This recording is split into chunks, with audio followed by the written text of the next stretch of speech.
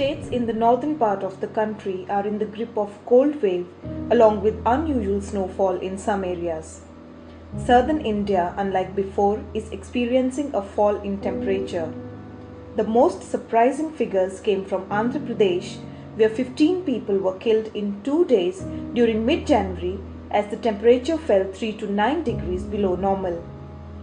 Karnataka too recorded the coldest day in 100 years this month. As the sun sets, the roads wear a deserted look, and on the sides we see people trying to cover themselves with torn blankets. They lay on the streets the whole night, and those who could not bear this biting cold succumb. Some are drunkards, some drug addicts, and some left on the mercy of God by their families. Housing is a basic need, yet the statistics of United Nations Commission on Human Rights in 2005 notes that an estimated 100 million people, 1/4 of the world's population, live without shelter or in unhealthy and unacceptable conditions. Over 100 million people around the world have no shelter whatsoever. The health consequences of this level of homelessness are profound. The Action Aid in 2003 had found out that there were 78 million homeless people in India alone. CRY, Child Relief and You, in 2006 estimated that there are 11 million homeless children live on the street. The statistics are grim.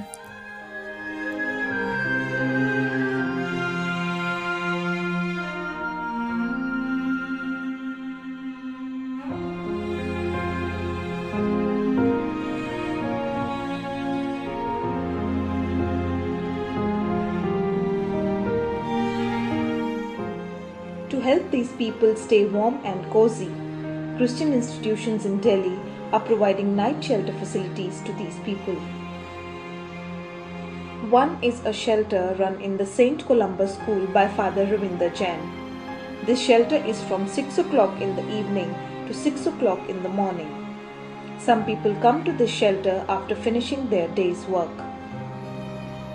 Brother Tej Wilson, who is the manager of the shelter, says that the shelter has been going on for the last 12 years and currently they have 10 to 15 people in the shelter.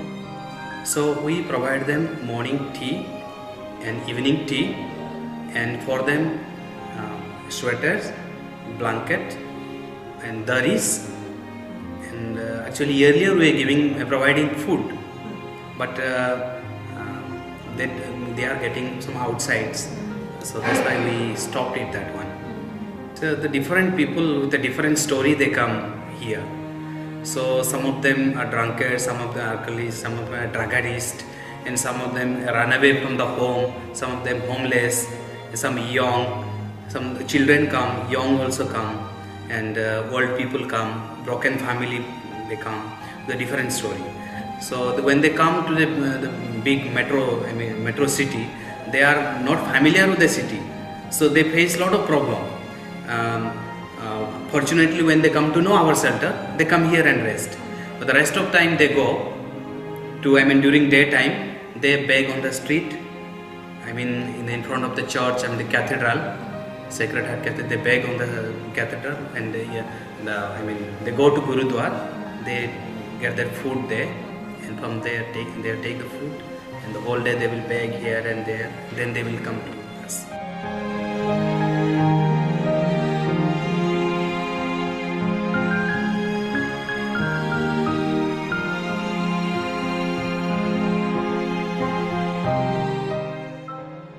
₹1 each a day to a child beggar, they just give his parents or the group for which he works a strong incentive to keep him in the begging business, rather than send him to school or at least make him learn some sort of trade.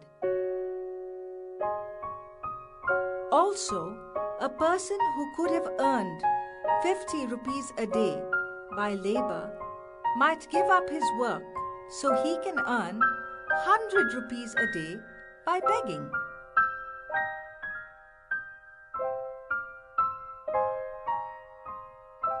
Some small children and babies are rented out to adult beggar women in order to play on people's emotions and earn more money. On this issue, begging should be an offense, and anyone who is really in dire needs, right, if he is found begging, we should basically help him. Like government should or police should take him to some places where they can be given food, medication, whatever they need. But begging should be banned, because if there is no legislation, we don't forcefully stop begging, people will keep begging because it's very easy. I think we personally cannot do anything unless and until we are part of the government. The government has to take some action against, do something for this beggar actually.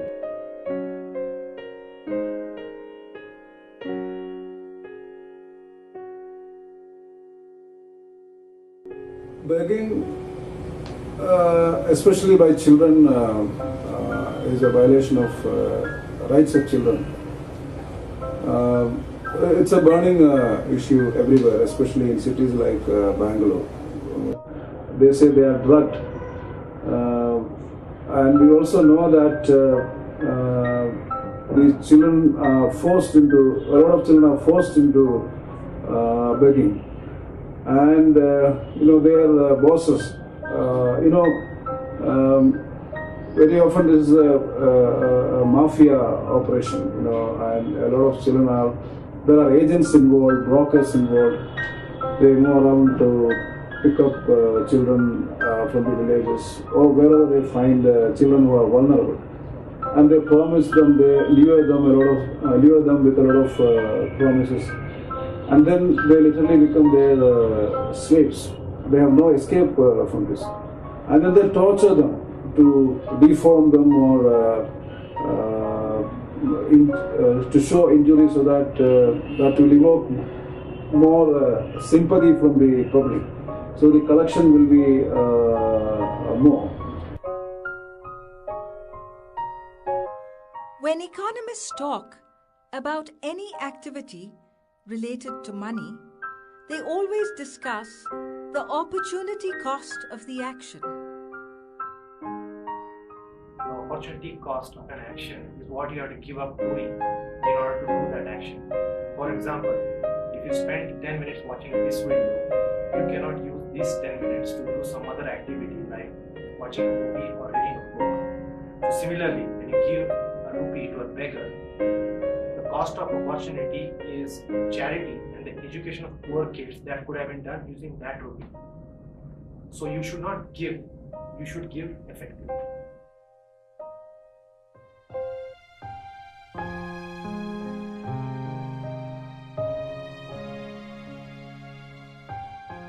Hello. The reason why I make this video is not just about giving to the poor, helping the poor. It's also about realizing yourself that when you are in a deep, stressful situation, something that you don't like, when you are so done with your life, think of the lives of others who has to beg every day to get food on the street, who doesn't have a place to sleep. Think of those and realize yourself that you are in so much better place than they are. Christian institutions are doing their bit to provide shelter to the homeless this winter season. But how many of them are benefited from this initiative is the question that faces us. This is just a drop in the ocean. A lot still needs to be done.